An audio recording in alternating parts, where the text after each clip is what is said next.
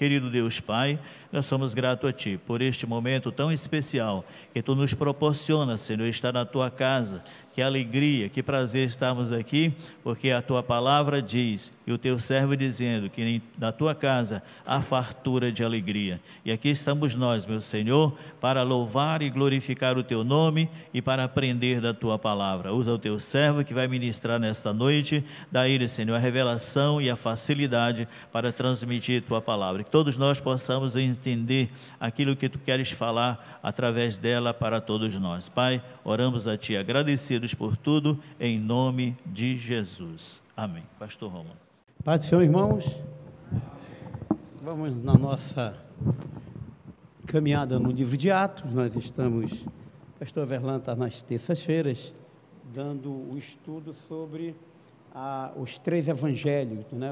Os evangelhos chamados sinóticos. Nós temos falado um pouco aqui sobre isso também, a diferença dos 3 evangelhos, os considerados sinóticos, e bem como na terça-feira em que nós cobrimos aí a ausência do pastor, nós estamos trabalhando no livro de Atos. Eu tenho dito aos irmãos, e não vou me cansar de dizer isso, porque é isso que norteia a vida da igreja, é isso que é a base da vida da igreja, a leitura da palavra e a interpretação desta palavra. Por daí eu tenho dito que o papel da igreja é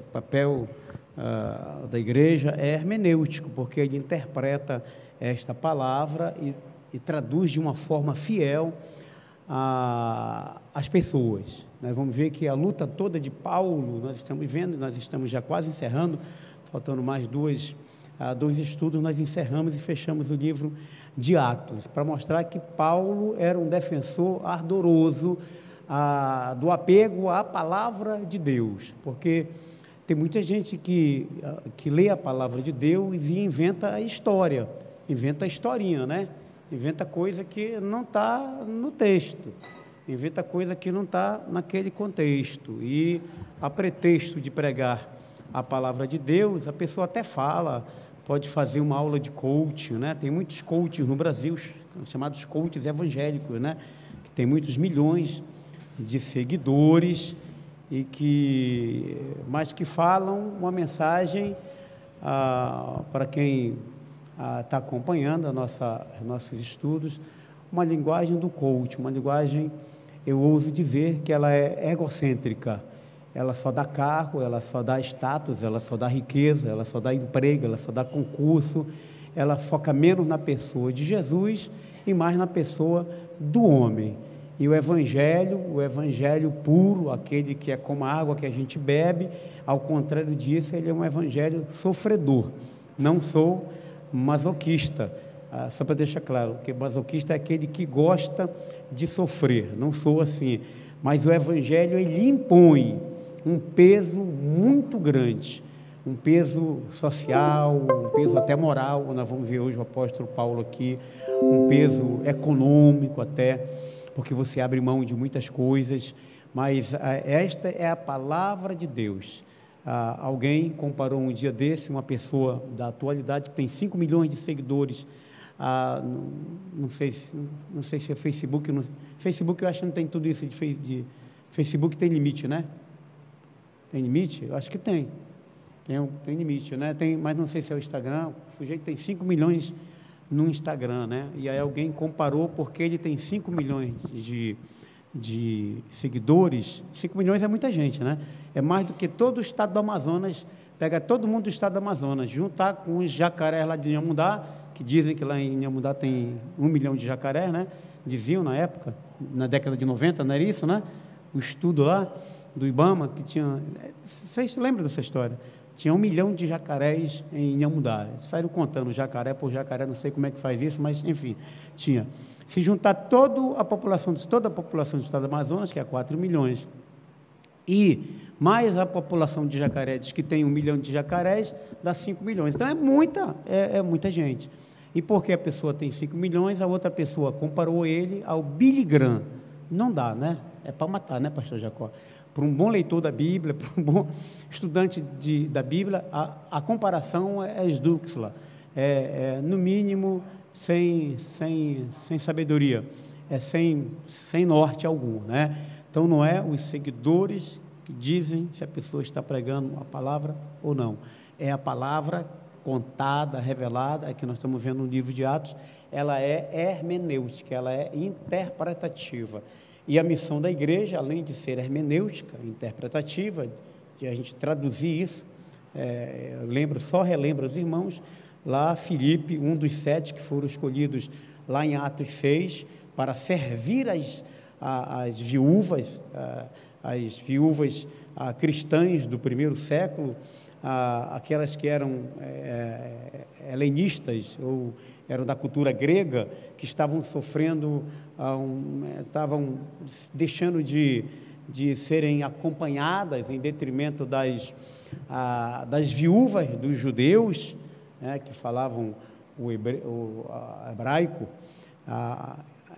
Tinha essa divisão no meio da igreja. Imagina uma igreja com 8.000 pessoas, né? Então tinha aquela confusão, não tinha computador naquela época, agora o algoritmo faz tudo, mas naquela época não dava, tinha que sair vendo de uma por uma. Então houve aquela celeuma toda, e aí que entrou, os diáconos entraram ali, homens cheios do Espírito Santo, e de fé e de poder, e entraram para resolver aquela situação. E o Filipe, aquele que foi levantado como diácono, para a diaconia, para o primeiro serviço diaconal da igreja evangélica, ele foi lá, ele estava num lugar, vocês lembram? Acho que em Cesareia, né? Aí o Espírito mandou ele ir para o deserto, não é isso?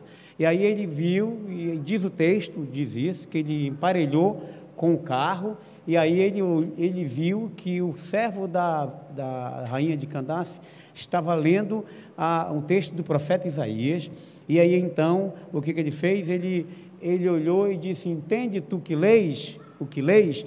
E aí o servo, que era um alto oficial da rainha de Candace, convidou ele para entrar, e o texto que ele estava lendo era o livro de Isaías. Ele disse: ele foi levado ao matadouro como ovelha, que não pode revidar, e ante seus tosqueadores, o mudo e tal. E aí ele perguntou para Filipe, é dele que ele está falando, o profeta Isaías, ou é de quem que ele está falando? Aí observe como o papel do diácono preparado, é teologia pura isso. Ele disse, não, ele começou a discorrer, e aí acabando de falar do Cristo. Então ele fez o quê? Ele fez uma interpretação do profeta Isaías. Observe como a teologia na verdade a teologia é o eixo da igreja. Teologia teologia até os Deus, logia é estudo. Ninguém vai estudar Deus, mas os atributos de Deus, as coisas de Deus. Porque, irmãos, uma teologia fraca é a pior coisa que pode acontecer. Um tempo desse, uma pessoa que tem um alcance até mundial, ele disse que Jesus tinha sido criado. Nem para um aluno da escola bíblica dominical isso cabe. Jesus é um ser incriado. Ele é um com o Pai. O Verbo se fez carne, habitou entre nós e vimos a sua glória como a glória do unigênito do Pai, cheio de graça e de verdade, nossas mãos pegaram na palavra da vida. Ele era o Deus lá de João, que veio para encarnar na humanidade.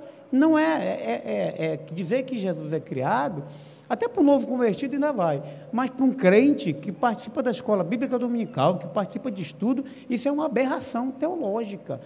No direito a gente chama de teratológico, né? É uma confusão, é uma coisa que ele não sabe nem o que ele está falando, é uma aberração. Então, assim, essa pessoa que tem um alcance mundial, disse na televisão, quando Jesus foi criado, só na Bíblia dele, pastor Francisco, que tem que Jesus foi criado, no Fiat Lux, lá no Gênesis 1, né? No princípio criou Deus os céus e a terra, né? A chamada Fiat Lux, né? Quer dizer, a criação de tudo, a gênese de tudo, estava lá. Jesus estava lá com o Espírito Santo e com Deus. Então, nem pensar, falar que Jesus é um ser criado. Então, isso é um desvio teológico. Parece pouca coisa, mas Martinho Lutero, ele dizia isso, ele dizia, eu não estou preocupado com a vida, eu estou preocupado com a palavra, porque a palavra, ela pode, o próprio Paulo disse, nós somos cheiro de morte para quem não quer, mas somos cheiro de vida para quem queira. Então, a palavra é que muda, a palavra é que transforma, a palavra é que dá norte, a palavra é que dá o caminho. A igreja, ela tem de se pautar na igreja. Irmãos, deixa eu dizer uma coisa para vocês. Tem um professor chamado professor Francisco, é um professor de mestrado da Facite, uma universidade que faz mestrado em História da Igreja. Ele diz o seguinte, ele diz que nós, é uma visão dele, a tese de mestrado dele é essa, foi sobre a reforma, né? Ele disse o seguinte, que nós, os cristãos, estamos vivendo os tempos mais negros da história da igreja. Por quê? Porque todo mundo fala o que quer, e isso deturpa, isso tira o eixo da igreja. Tem muita gente amontoado, achando que está em igreja, mas não está na igreja.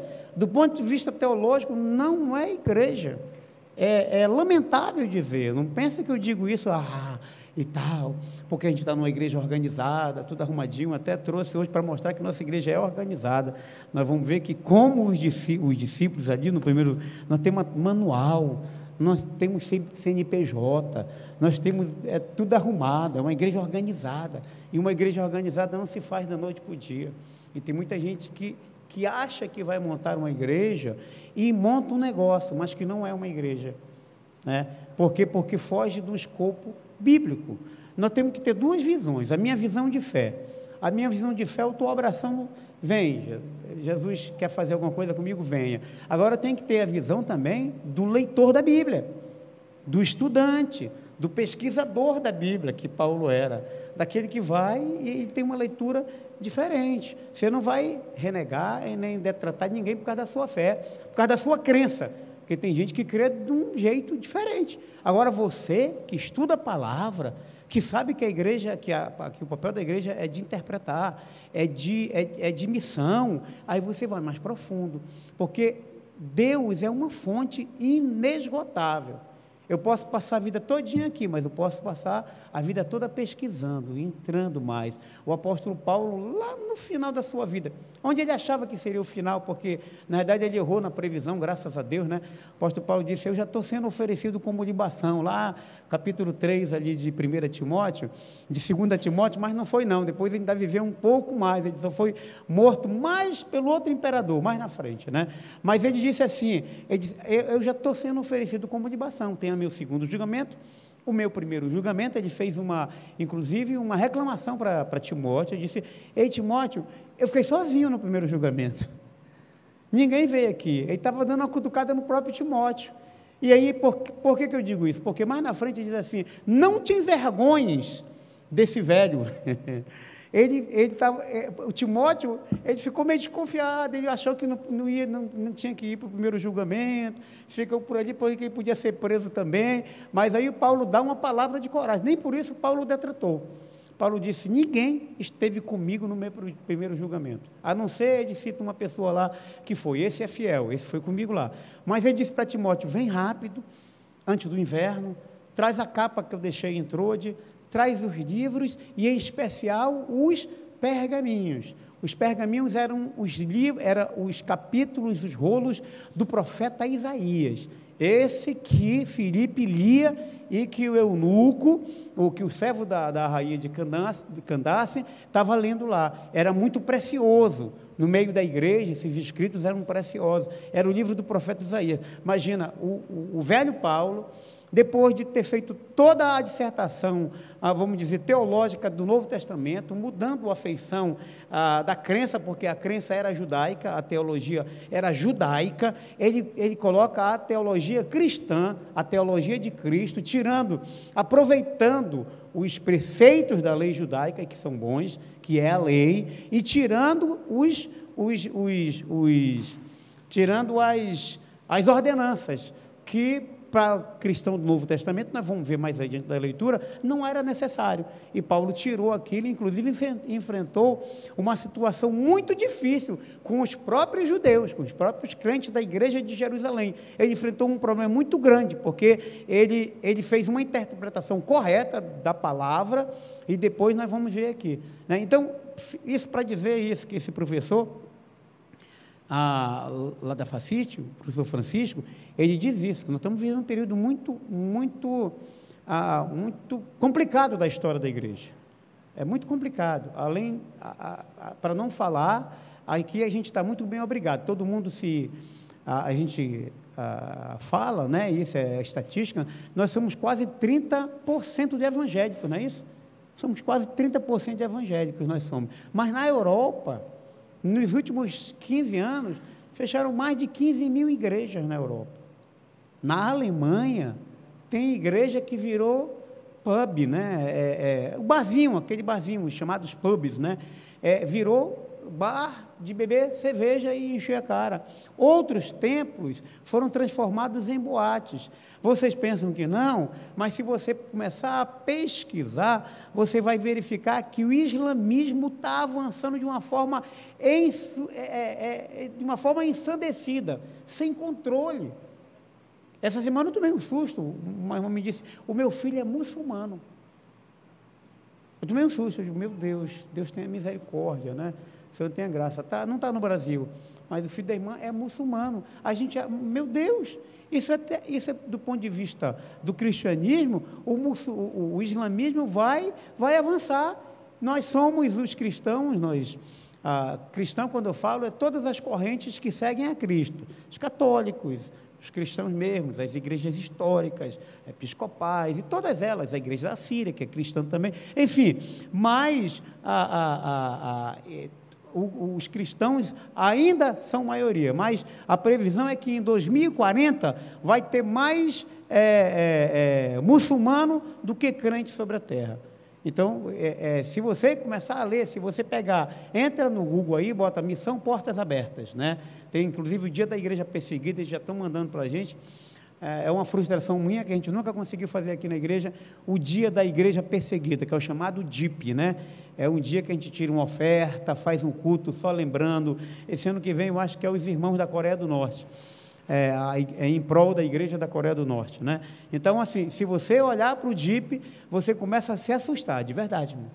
Você pensa que não, mas bem aqui na Colômbia, tem pastor que saiu de casa e nunca mais voltou.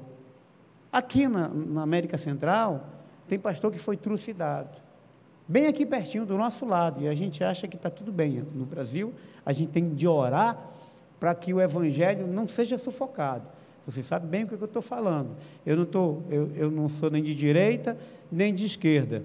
Nós estamos seguindo a Cristo. Nós não podemos fazer, o homem é falho. Um líder tem muitas falhas, por isso que a gente não pode seguir cegamente um líder que eu falo político, né? Um líder político ele tem muitas falhas, e aí então, mas a gente sabe que o nosso país pode descambar para uma situação muito complicada, e pasmem, tem cristãos que querem a volta do antigo, tem cristãos, tem crentes, tem pastores que querem a volta do antigo, né? É gostar de sofrer, né? A gente pensa que isso não tem nada a ver, mas isso tem tudo a ver conosco. É aquilo a frase que eu sempre digo aqui, que Cícero dizia, né? Ele dizia, ia falar com alguém, a pessoa dizia, essa não é comigo não, né? Aí ele dizia, de ti fabula narratu, quer dizer, é de ti que eu estou falando. Você sabe aquela história, para a gente entrar agora no texto, realmente, estou dando só um preâmbulo aqui, para mostrar que a gente está dentro do livro de Atos, e o livro de Atos é contextualizado, é contextualizador da nossa era. Ele tem uma história, não sei se vocês sabem, lá na União Soviética, antiga União Soviética, tinha um sujeito e disse, o regime veio, o regime totalitário, o poder político de então, veio e levou o meu vizinho, que era cigano. Eu não sou cigano, deixei levar, né? No outro dia vieram levar o meu vizinho, que era negro. Eu não sou negro, deixa levar. No outro dia vieram levar o meu vizinho, que era judeu. Eu não sou judeu, deixa levar. No outro dia vieram e me levaram, não tinha ninguém para gritar, né? Então, vocês percebem como a história tem a ver conosco? Tudo tem a ver conosco. Nós precisamos ficar atentos, por isso que eu disse e digo, o papel da igreja é um papel esclarecedor, é o papel interpretativo, é o papel hermenêutico, né? E a missão da igreja é de evangelizar os povos. Abra sua Bíblia aí no livro de Atos, capítulo 21.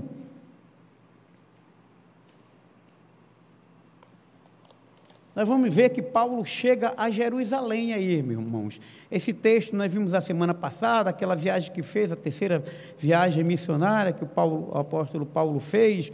E ele, chegando a Jerusalém, ele chegou inclusive 2 dias antes da chamada Páscoa dos judeus. Ele estava lá para participar da festa, e ele manifestou esse desejo. Nós vimos na lição passada, na ministração passada, que ele manifestou esse desejo de passar a Páscoa em Jerusalém. Ele saiu fazendo a coleta, lembra aquela história toda, levou naquela fome que foi predita pelo profeta Ágabo, lá 10 anos antes desse episódio aqui. E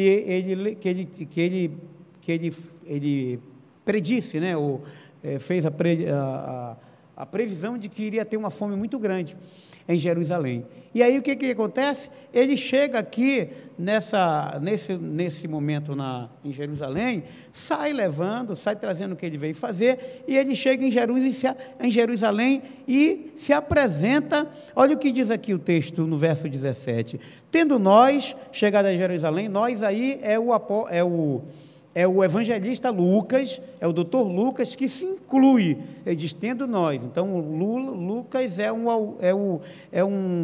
um circunstante, um protagonista da história de Atos. Ele diz, tendo nós chegado a Jerusalém, os irmãos nos receberam com alegria, né? Observem bem, Paulo e seus companheiros foram recebidos com alegria. Quando eles voltaram da missão, eles foram abraçados com alegria. Certa vez, a ministração de hoje uns vão, outros ficam, mas a missão permanece. Nós vamos ver aqui que houve uma divisão de trabalhos. Paulo, Barnabé, Lucas, o João Marcos, a Filipe, muita gente foi espalhada, mas alguns ficaram em Jerusalém. Um pregador, uma vez pregando, disse assim, ainda bem que um missionário foi levantado para pregar na China, ainda bem que Deus levanta outros vasos, né? Mas isso, um pastor que pregou uma época e disse isso. Mas deixa eu dizer para vocês, o trabalho da igreja, de todos nós, ele é missiológico. Nós podemos estar aqui sentados nos bancos, mas nós somos iguais àqueles que estão lá no campo missionário. Por isso que a lição de hoje gravita em cima disso. Uns vão, outros ficam, mas a missão continua a mesma, para mostrar a responsabilidade que cada um de nós tem no projeto missionário da igreja. E na quadra atual, a igreja tem um projeto, alcançar toda a região norte e trabalhar nas calhas do rio, que nós não temos igreja ainda. Temos 50 anos de história. Nós vamos entrar agora, daqui a um mês, nós entramos no cinquentenário, né? Nós entramos nas bodas de ouro da nossa igreja, a fazer 50 anos que essa igreja foi fundada. Então, como uma responsabilidade nossa, nós vamos abrir trabalho nessas calhas e nesses locais onde não há igreja na região norte. É um propósito desse projeto que foi levantado na convenção, foi passado para os irmãos, e a lição de hoje, essa leitura de hoje, ela se propõe a isso, a colocar isso em nossa mente. Uns vão, outros ficam, mas uma só é a missão, ou há uma só missão. De irmãos, assim, quando fala em missão, a gente logo pensa um irmão que vai embora, lá, como foi a missionária Ivana, a missionária Regina, e muitas missionárias aqui da igreja, que foram abrir trabalhos em outros lugares. Aí vai lá para a Cabeça do Cachorro, vocês sabem onde é que é a Cabeça do Cachorro, né? Aqui, esse lado, todo mundo sabe onde é a Cabeça do Cachorro? Aqui desse lado sabe? Aqui sabe não, Melo? Onde é a Cabeça do Cachorro? O meu neto de 5 anos já sabe. Já sabe onde é a cabeça do cachorro e já sabe onde é a bota italiana. Você sabe que tem a bota italiana também, né? Cabeça do cachorro, se você pegar o mapa do Brasil, lá na região do São Gabriel da Cachoeira, tem uma cabeça do cachorro certinho. E se você for lá em São Gabriel, você vai ver a Bela Adormecida. Já fui lá em São Gabriel. É uma cadeia de montanhas assim, que elas têm um formato, a silhueta de uma donzela deitada, certinho, a cabeça, a parte dos seios, a barriga, as pernas, tudo. É a chamada Bela Adormecida. Naquela região é cheia dessas coisas aí, né? Tem a cabeça a bota italiana é o mapa da Itália. Se você pegar o mapa da Itália, você vai ver certinho uma bota. A gente chama em geografia de a bota italiana, né? Então, São Gabriel da Cachoeira, e meu neto já sabe dessas duas, já ensinei para ele. Se morrer amanhã, pelo menos ele já aprendeu de mim, além de aprender que Jesus é bom, né? Então, o apóstolo Paulo, ele foi com os colegas dele e depois foi recebido. Só para dizer para os irmãos, a nossa cabeça, a cabeça da maioria dos crentes é o seguinte: missão é só com o missionário, é só quem vai, mas nós nos enganamos, a missão é nossa. Olha como a igreja de Jerusalém estava inserida no projeto missionário da igreja do Novo Testamento aqui. Olha aí, vamos na evolução do texto aí. E tendo nós chegado a Jerusalém, os irmãos nos receberam com alegria. No dia seguinte, Paulo foi conosco, encontrar-se com Tiago, e todos os presbíteros se reuniram. Meus irmãos, para deixar claro também aqui, eu já disse isso, mas pontuo mais uma vez, este Tiago aqui é o Tiago, irmão de Jesus, que não era apóstolo, mas ele liderou a igreja de Jerusalém. Logo depois da morte do outro Tiago, logo em seguida, esse Tiago aqui foi levantado, porque só para deixar claro também, e isso é teologia, a história da igreja, isso é teologia também.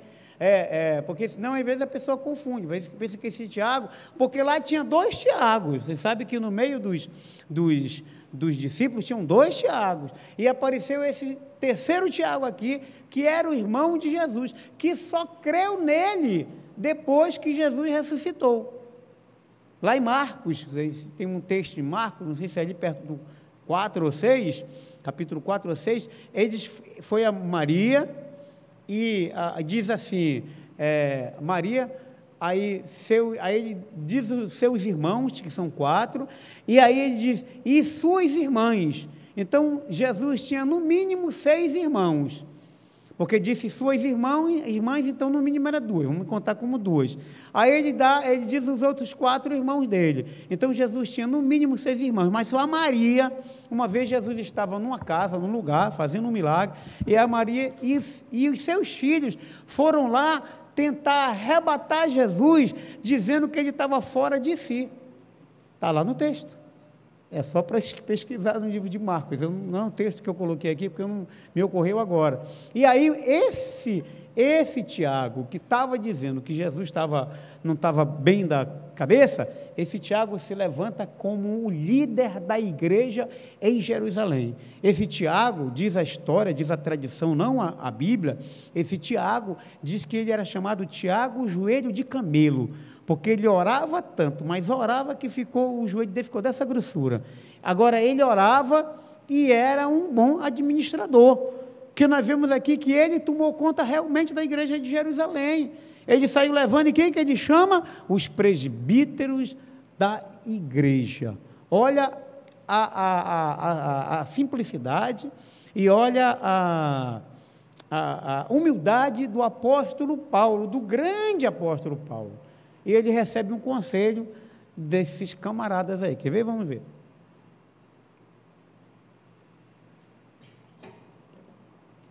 Foi recebido com alegria pelos irmãos, teve muita hospitalidade, cuidados, descanso, comida quentinha, aconchego. Irmãos, a gente deve acolher bem quem chega de missão, né?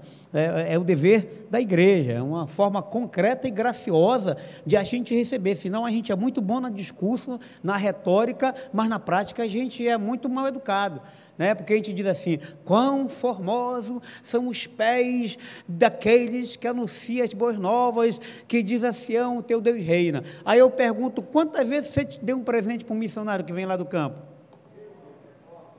Né? Não é verdade? Não dá um sapato, ainda fica nem querendo falar, que às vezes o irmão vem na bronca e ele vem até com um cheiro muito pesado. Está pensando que é brincadeira fazer missão? Eu acho que a filha do Taylor, que foi embora depois do pai dela, que era um milionário, que deixou tudo, Taylor que fez missões na China, ou Hudson, né? É Hudson, né? E depois ele é milionário, deixou tudo e foi fazer missão na China. Aí a filha dele deixou tudo lá também, riquíssima, milionária, foi embora para a China. Aí dormia em berço de ouro, vamos dizer assim. Chegou na China para fazer missões, ela nunca mais voltou, e o Taylor e o Hudson também nunca mais voltou. São exemplos de missionários odiernos, né, que são agora recentes, né, que já morreram, obviamente, mas é do século passado, acho que do século passado. E aí ela dormiu, ela escreveu no diário dela, depois acharam, né, ela dormiu e disse assim: eu deixei a minha caminha quente lá em Londres, e aí hoje me deram uma cama para dormir. E uma caminha, a melhor cama que tem aqui no campo missionário é cama de capinha, e um travesseiro era um bolo de pano assim, e de noite eu passei a noite vendo as baratas através da fresta da cama, a barata passando. Barata para mulher, irmão, é para matar, né? Tem um homem que tem medo de barata, imagina a mulher, né? Toda mulher tem medo de barata, não tem? Mas imagina para, né, homem, eu conheço homem que tem medo de barata. Tem barata, ele chama outro para matar, porque ele não gosta de barata, né? Então, aí ela escreveu isso no diário dela. Então, é assim, a gente gosta essa frase é muito bonita, né? Quão formosos são os pés daqueles que anunciam as boas novas, que diz assim: o teu Deus reina. E a gente não dá um presente, não dá um sapato para o missionário que vai lá para o campo, não manda uma oferta missionária às vezes, né? E aí você vai dizer: pastor, o que eu tenho isso? Aí eu vou dizer que nem Cícero, é de ti que eu estou falando. A missão é da igreja, irmãos, a missão não é só do missionário, a missão não é do pastor, porque na nossa cabeça o pastor parece que é doido, ele deixa tudo, deixa salário, deixa família, deixa a igreja, deixa os colegas, deixa até os recursos dele e vai embora. E aí a gente acha que isso aí é o papel dele, acabou-se, tchau, lá, bem assim e tal, mas o papel é nosso, e nós devemos ter. Paulo ensinou aquela igreja, aquela igreja de Jerusalém, a primeira igreja, ela ensina a gente. Irmãos, a gente precisa, quem estava aqui no começo, eu falei que nós estamos vivendo um período muito negro da história da igreja. Eu estou falando enquanto estudante da história da igreja, que sabe o trilho, que conhece, que pesquisa, todos nós pesquisamos, né? Mas é alguém que tem procurado com mais apuradamente pesquisar isso. A gente vai ver que a gente está muito longe daquela igreja de Atos 2. Pega Atos 2 aí, a gente tem um monte de coisas que lá em Atos 2 que a gente não se enquadra. Eles comiam o pão de casa em casa, às vezes o irmão não pode ir na casa do outro porque ele está de mal com o outro, fala mal do outro, né? Eles comiam o pão de casa em casa, oravam diariamente no templo, diariamente. A gente tem uma reunião, às vezes uma vez por semana, essa congregacional, que inclusive a gente sente falta de muitos dirigentes, né? Eu não sei como é que um dirigente que não participa da administração da terça-feira, não é a melhor administração do mundo, não. Tem gente que prega melhor do que nós aqui. Mas é nosso, isso aqui é nosso, é o pão nosso, né? E consegue dar um estudo depois na quarta-feira na congregação, né? Está fora dos quadros, está fora de Atos 2, está fora do propósito de Deus, porque ele vai ensinar o quê? Vai ensinar uma coisa, porque o evangelho é assim, irmãos, o evangelho ele tem a cara de Jesus, mas por que ele foi perdendo essa cara de Jesus? Porque vem um monte de gente que não se parecia com Jesus, e aí vai deformando. O evangelho ninguém destrói, o evangelho é poder de Deus, para a salvação de todo aquele que nele crê, mas eu digo as faces, as coisas que vão surgindo daí. Eu disse no começo aqui, tem muita gente que acha que está pregando o evangelho, mas não está. Disseram para ele acreditou, mas não está pregando o evangelho. É um outro evangelho, é o evangelho que não está na Bíblia, é o evangelho que não tem sustentação, é o evangelho que não é aquele que disse Jesus lá em Lucas, temos que violentar a própria alma para entrar por essa porta. A porta do evangelho é estreita, não tem uma porta para artista, não tem uma porta para político, não tem uma porta para industrial, não tem uma porta para milionário. A porta do evangelho é igualzinha para todos nós. ela é para todos os homens em todos os tempos, ela não é diferente, porque o sujeito tem uma condição especial econômica, porque o sujeito tem uma condição especial no meio social, não. O Evangelho é um só. E essa igreja nos ensina isso. Paulo chega em Jerusalém e em seguida ele reúne toda a igreja, o Tiago, né, o nosso irmão Tiago, todos os presbíteros, e diz o 19, tendo-os saudado, contou minuciosamente o que Deus fizera entre os gentios por seu ministério. O missionário presta conta. Tem muita gente que está fazendo missão que não volta para prestar conta. Quando você vê alguém pregando e tal, e aí você pergunta logo dele, quem é o teu pastor? Você diga, eu sugiro que fuja dele. Ele começar a titubear. O grande apóstolo Paulo prestou conta para a igreja de Jerusalém, prestou conta para os presbíteros.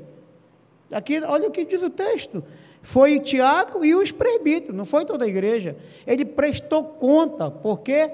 Porque ele estava debaixo de uma tutela. Missão tem de estar debaixo de uma tutela. Tem um monte de gente que investe muito dinheiro, vai fazer missão, debaixo da tutela dele mesmo.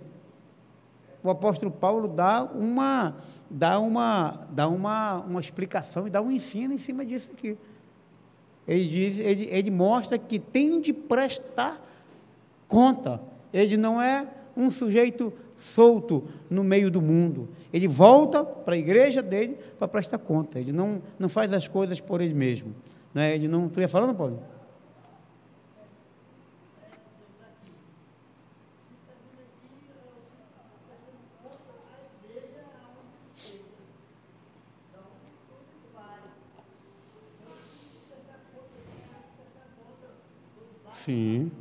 Sim, tá debaixo de uma orientação, tem liderança, tem coisa organizada, não é solta assim não. Um dia desse, tem um pregador que anda no Brasil inteiro, ele me ligou, né? Pastor, eu estou em Manaus. Eu digo, seja bem-vindo. Seja muito bem-vindo, Deus te abençoe. Pastor, monta a agenda aí que eu vou pregar na igreja. Ih, rapaz, a agenda na igreja é apertada. Tem bem uns 30 pastores lá que tem uma sequência, né? E ninguém nem sabe nem que o dia que vai pregar, só os que vão pregar é que sabem. É muito difícil. Rapaz, é mesmo? É, o pastor daqui era enjoado. O pastor aqui não deixava ninguém pregar. As irmãos são testemunhas.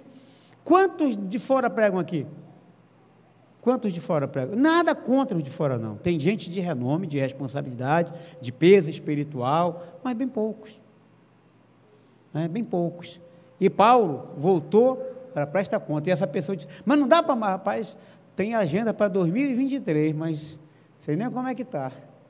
Mas não dá para pegar agora, esse final de semana eu estou livre, já tem um pregador, é indelicado. Nós fomos educados, nós fomos ensinados nós somos disciplinados, né? Ninguém pode pegar e tirar o colega, né? Vai chegar aqui, sai daí que eu vou pregar. Tem o pastor, ele diz que o pastor ele nunca fez isso conosco, né? Como é que a gente vai fazer? Sai daí que o outro vai pregar. Não sei que seja uma coisa excepcional, programada, arrumada, tudo, aí sim, né? Irmãos, o discípulo de Jesus, ele tem de ser disciplinado. O obreiro, ele tem que ter ética pastoral. Um dia desse uma pessoa chegou comigo, não é daqui não, entregou uma palavra profética, pastor, você não tem que fazer assim, tá bom. Está recepcionada a palavra profética, né, pastor? Está recepcionada. Mas você não vai fazer? Eu digo, não. Por quê? Porque eu tenho responsabilidade. Mas Deus está falando, mas Ele tem que falar comigo. Eu recebi a palavra profética, vou guardar, se for coisa de Deus, vai cumprir. Agora Deus tem que falar comigo também. Eu também oro, gente. Eu oro, está pensando o quê? Está pensando que não estou tocando trombeta, está pensando que eu não vou para a olaria 3 horas da manhã, 4 horas da manhã, pensando que eu não jejuo, está pensando que eu estou brincando, pensando que eu estou aqui de fazer fita, né? E aqui é só o complemento de tudo, mas tem que orar mais do que outras pessoas, preciso mais da misericórdia de Deus, para não conduzir as pessoas de uma forma errada, para não fazer besteira, para não dar mau testemunho. Ora, se andando na linha, já vai alguém se levantar, imagina se não andar. né? Então, aí a pessoa ficou assim, tá, não, porque Deus está mandando. Eu conheço a voz de Deus. Deus usa, mas Ele tem de falar comigo. Ele vai falar comigo. Eu também sou profeta, pronto, para usar a palavra, né? Sem nenhuma jactância, né? Porque nós somos profetas, amém? Somos todos profetas, hashtag somos todos profetas. Mas não dá para, você tem que ter a sabedoria. E o obreiro da Assembleia de Deus tem de ter ética pastoral.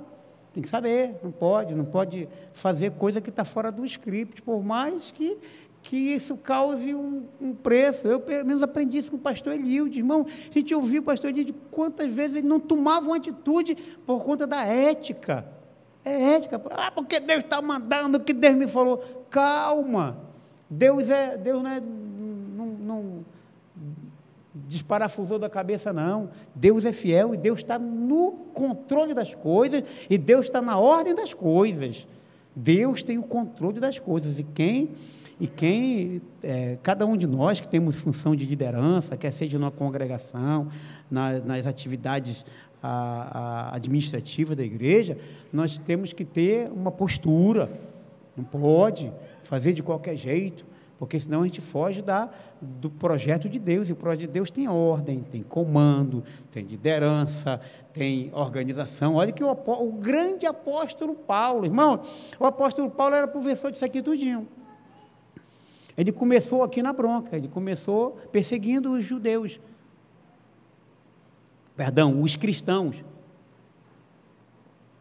porque ele começou perseguindo os cristãos, mas depois ele se tornou professor dessa turma todinha, porque Deus tinha um propósito e tinha um projeto na vida dele.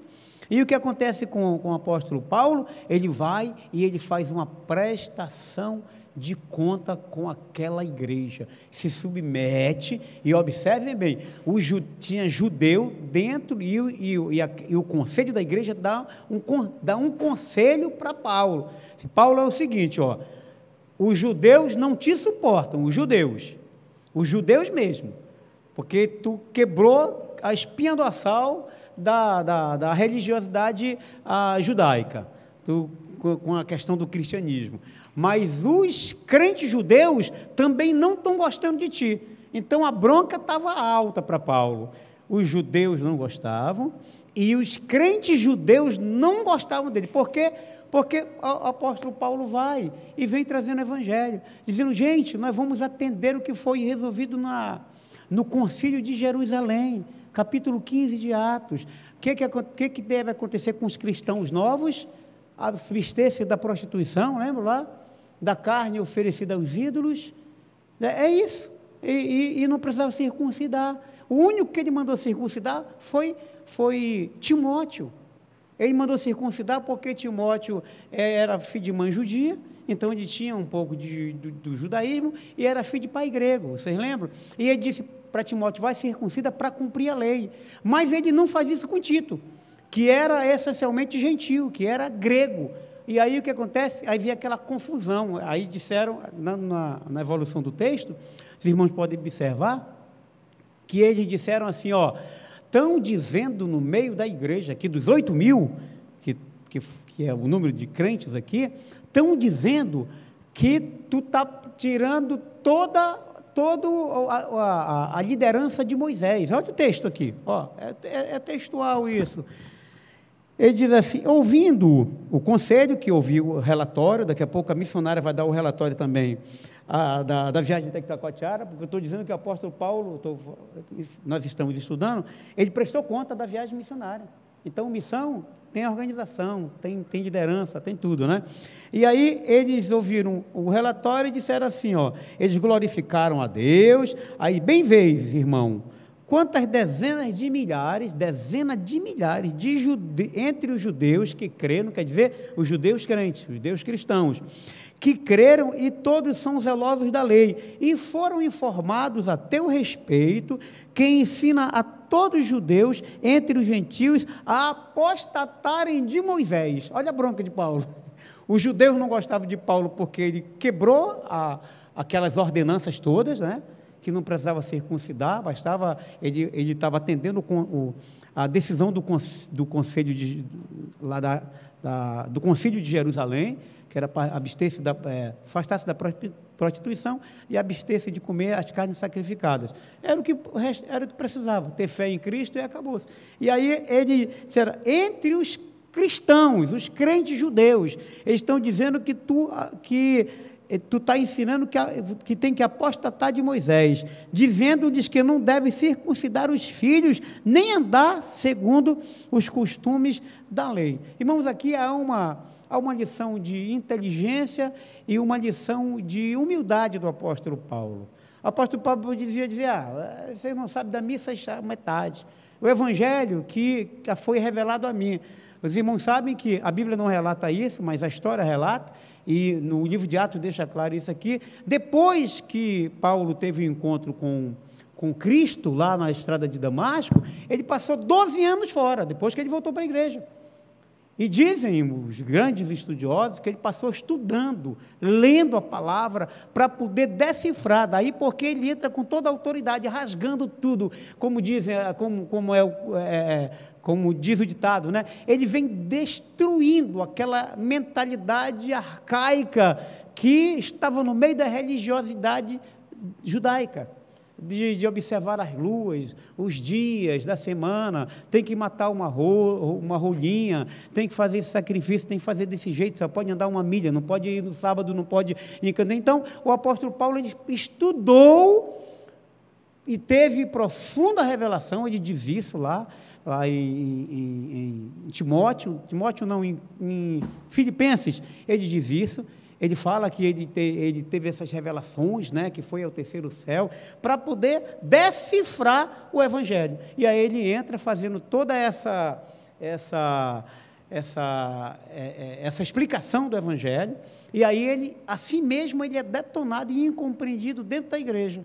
E aí observe a humildade dele, ele dá uma lição de inteligência e humildade. E olha o que eles disseram aqui, eles estão contra ti, e que se há de fazer, pois, certamente eles vão saber que tu estás aqui, vão te pegar, faze, portanto, que vamos te dizer. Olha como na multidão dos conselhos da sabedoria, irmão, na multidão dos conselhos da sabedoria, aqueles presbíteros, juntamente com o chefe da igreja, que era o Tiago, disseram assim, olha o que tu vai fazer, olha o que você vai fazer.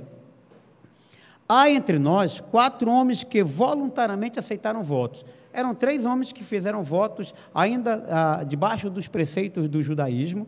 Esses homens fizeram, possivelmente eles quebraram esses votos, deve ter tocado em algum defunto, alguma coisa, né? E aí eles quebraram esse voto, e aí tu vai fazer o seguinte, para mostrar que tu não está destruindo o judaísmo, tu não está destruindo os conceitos de Moisés, tu vais fazer um outro voto juntamente com eles. Em que consistiam esses votos aqui?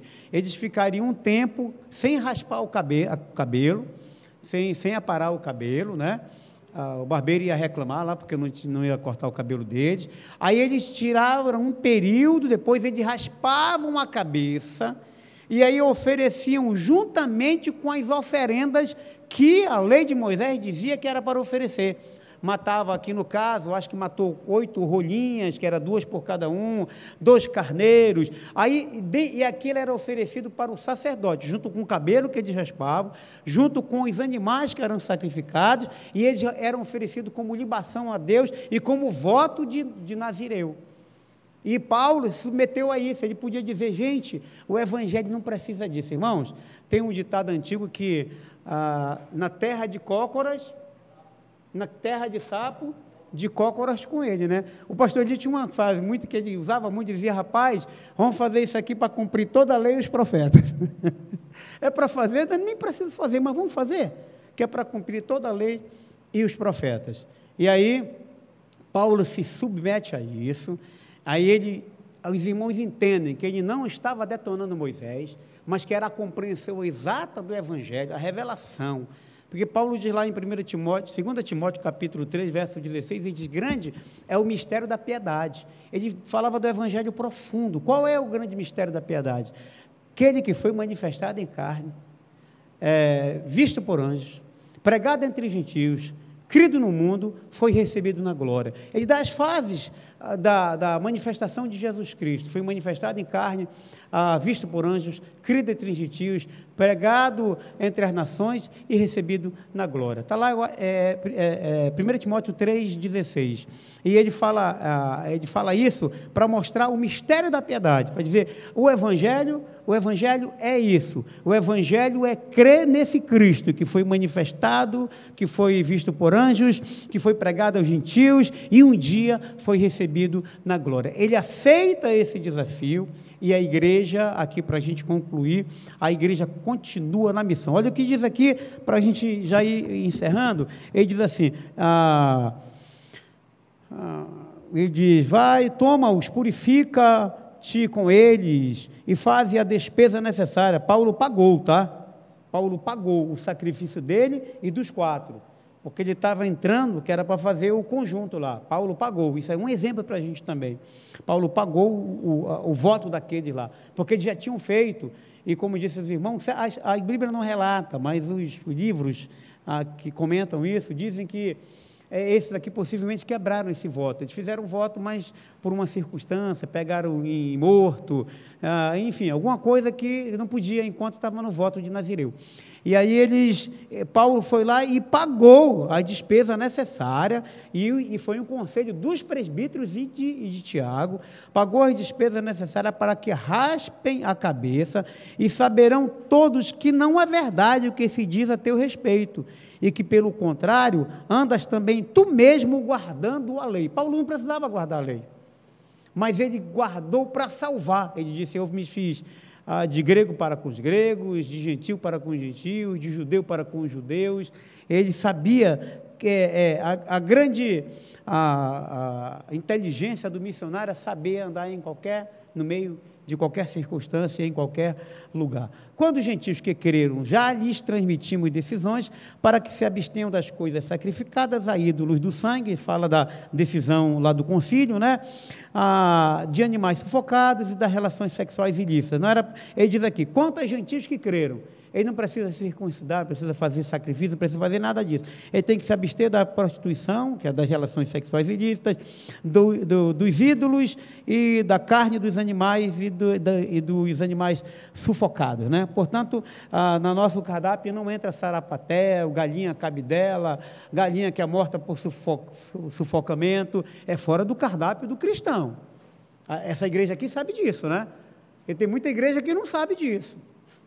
Eu digo para os irmãos porque eu sei disso, que tem muita igreja que os crentes não sabem que isso está fora do cardápio do cristão, porque é uma decisão do concílio de Jerusalém, lá na primeira reunião que teve lá na igreja de Jerusalém, do capítulo 15 de Atos. Então Paulo, tomando aqueles homens no dia seguinte, tendo se purificado com eles, entrou no templo, acertando o cumprimento dos dias da purificação, até que se fizesse a oferta em favor de cada um deles. Irmãos, a leitura desse texto, do 17 a 26, ele nos mostra isso, que uns vão e outros ficam, mas a missão continua. O apóstolo Paulo foi e voltou, mas a missão continuou lá em Jerusalém. Barnabé tomou outro rumo, mas a missão continuou lá em Jerusalém. Filipe tomou outro rumo, mas a missão continuou em Jerusalém. No final de tudo, para a gente encerrar, abra aí a sua Bíblia no livro de Atos, no capítulo 28, é o último versículo aí do capítulo 28, é o 31. Nós vimos aqui Paulo recebendo orientação do concílio, do conselho da igreja, daquilo que foi reunido, foi acertado lá no concílio, e no final ele diz assim, pregando o reino de Deus, e com toda a intrepidez, sem impedimento algum, ensinava as coisas referentes ao Senhor Jesus. Olha a missão da igreja aqui. Aqui, o capítulo 28, 31, a gente, como disse, ainda temos mais ainda, nós temos aí, oportunizando, a gente encerra, temos mais dois textos para tratarmos antes de chegar no 28, mas hoje é importante dizer isso aqui.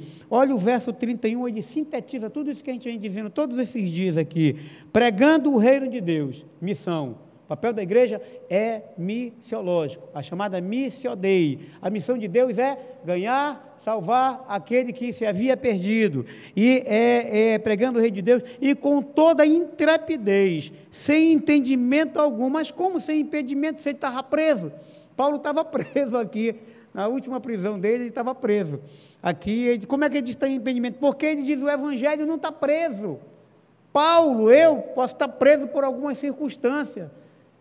Estou dizendo Paulo, ele dizia eu, Paulo, eu posso estar preso por alguma circunstância. O imperador, o governador de então mandou me prender. Mas o evangelho não está preso.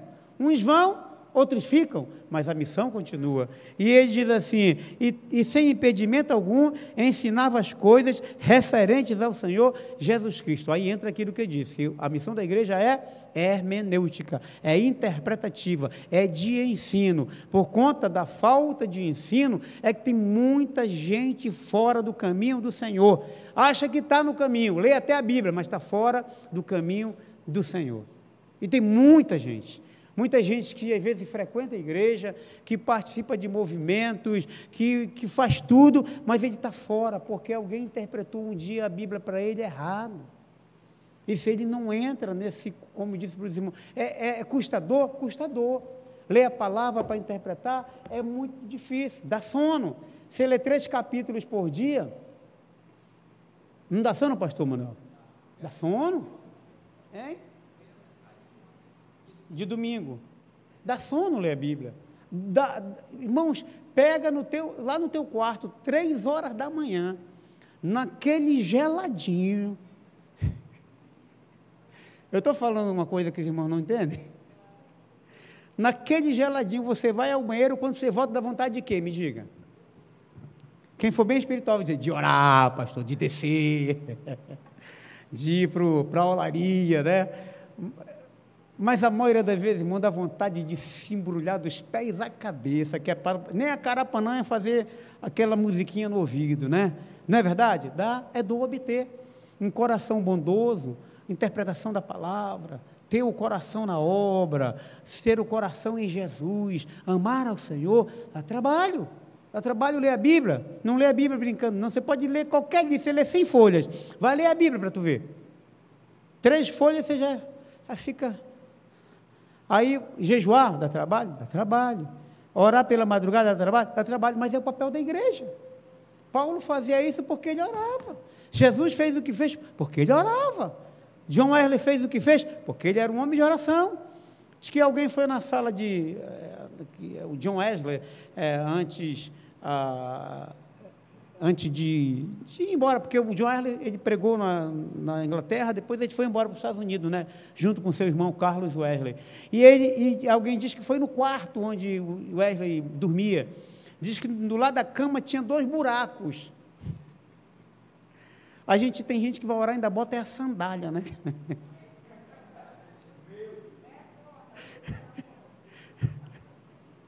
bota aquela sandália havaiana de borracha, ou coisa boa. Mas Deus aceita. Deus aceita. Vamos orar, irmãos? Pedir que Deus nos dê. Eu disse para os irmãos, viu, missionário? Estava falando para os irmãos que nós temos um projeto, esses estudos que nós estamos fazendo sobre desviados, não é à toa, não. Temos um projeto de missões. O ano que vem nós vamos fazer 50 anos, mas nós já estamos a todo vapor. É abrir obras nas calhas dos rios, onde nós não temos igreja. É abrir obras nos estados aqui da região norte, que não tem a nossa igreja também. E no resto do Brasil tem muita missão. Agora é aquilo, é de ti que eu estou falando. A missão tem a ver contigo. Não é só com o missionário, com o pastor que vai embora e que deixa tudo e vai pregar a palavra. É contigo também.